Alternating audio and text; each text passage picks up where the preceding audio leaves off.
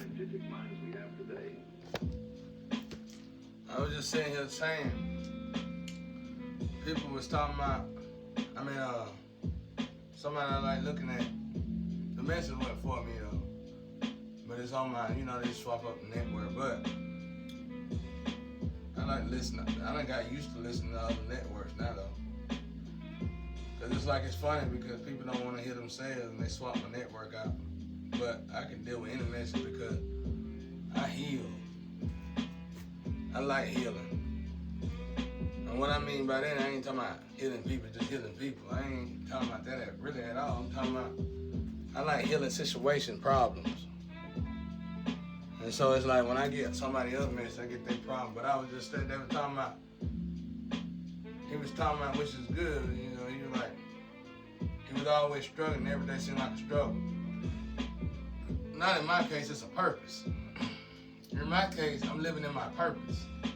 See, how do we expect to be free? Because we always running. You go here, you feel like you need to go there. You go there, you're going to feel the same way you feel here. We just are running and running and running. We never happy nowhere we go. It never occurred to anybody that maybe it might be vitally important for us to fulfill our purpose. And maybe because we're not fulfilling our purpose, that's the reason why we're struggling. That's the reason why we're getting no attention. Let's say you got 171 lifetimes. Okay. You got one lifetime, you was here. What's the purpose? That's what we got to ask ourselves. What is the purpose? Because to me, this is not heaven, and it ain't nowhere near heaven, and heaven is not here on earth.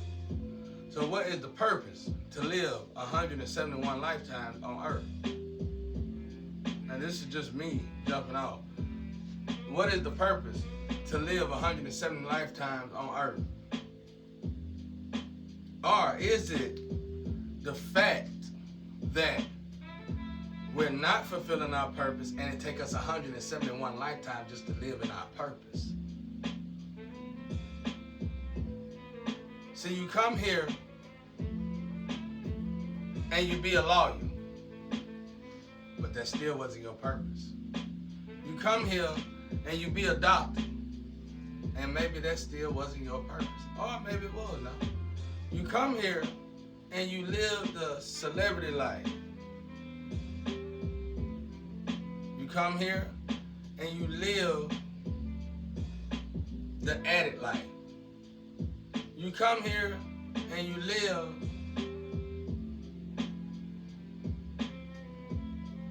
the life of a sexual life. You come here and you live a sinful life.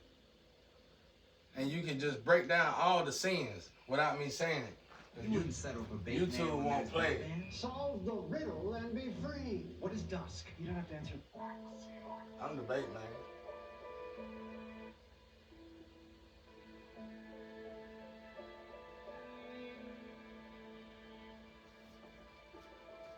That must be that kid my ancestors be telling me about.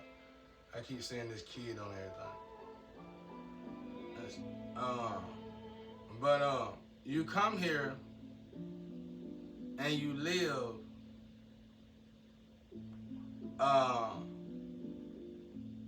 like I said, a sinful life. Then break down all the sins, then you got lives like that to live.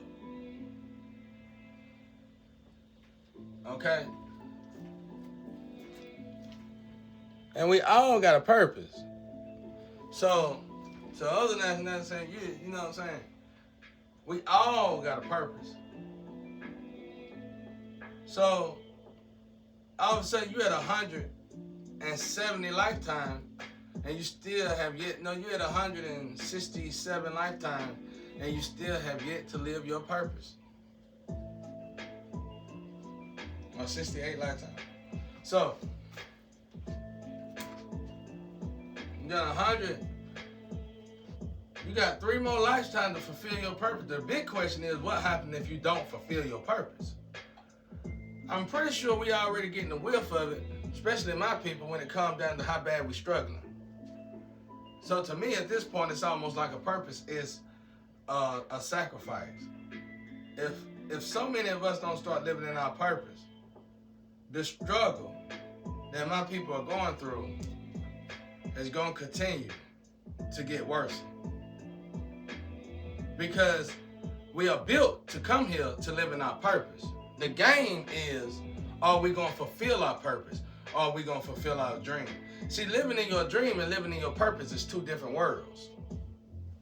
Living in your purpose, you might be struggling. You might get used to struggling. And then you might get to the point where you can build in struggling. Not only will you get to the point where you get used to struggling, but you'll get to the point where you can humbly live in struggling. And that means, even though people see you as if you're struggling, you're not struggling. They see you and they think that you're struggling. See, in my case, if I was to have the blame, play the blame game, I would say I'm not struggling. And if I am struggling, it's because of the people who stole my identity. It's because of the people who are living as me. But there's something God told me. In order for God to build you, remold you, remodify you, and make you the way that God wants you to be, He will make it where people can't find you and can't see you. He will make it where they'll look but can't find you. You see what I'm saying? That's another sign that you are living in your purpose.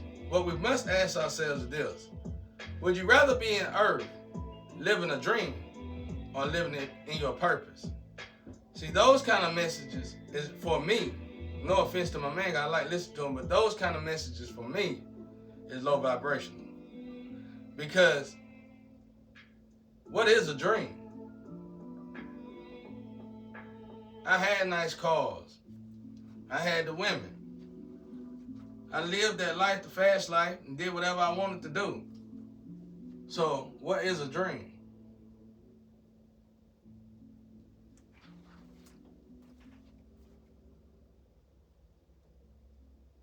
That's what we need to ask ourselves. What is a dream? I done did too much and done built too much. I'm not foolish enough to believe the hype. I done did enough to already be living in my dream because I done built in almost every aspect of life. I can't help it that it's legal to sacrifice another life. I can't help it that it's legal to you to commit fraudulent crimes on another life. I can't help it because if it's an organization that'll do it to you, or a family that'll do it to you, it's legal to take somebody and swap out their life. That ain't my fault. I can't help it that it's legal to bury somebody alive. But if any of those things are done to you, it don't matter what you do. You can leave and they're probably just gonna kill you. And then that's when we can look at the mysterious deaths of the people who were just going out of here back to back before people like myself decided to stop all that. See what I'm saying? But what we must ask ourselves, and the vital question to ask ourselves is, what's more important, to live in your dream or to live into your purpose? We must understand that God created us to be here, because this ain't heaven. Ain't no heaven here. So we must understand, it's like we're going from purgatory, 171 lifetimes. Where you going when you die? Probably purgatory, back and forth, purgatory to earth, purgatory to earth, purgatory to earth. Hopefully not hell, purgatory to earth. That's it, purgatory to earth, back and forth. Purgatory to earth. You can't go back home to heaven until you do your purpose. You think God would just send you here on purpose? God sent you here with a purpose. Now fulfill your purpose. Now, unfortunately for you, is that, and some of y'all already know this, to live in your purpose, you might have to be broke. Because one thing that I did notice, now that I've been living in my purpose, some of the main things that's tearing up the world, destroying the world right now, some of the main things that's killing the world right now started in the worstest areas, or started in a rural area, or started somewhere where people least expect.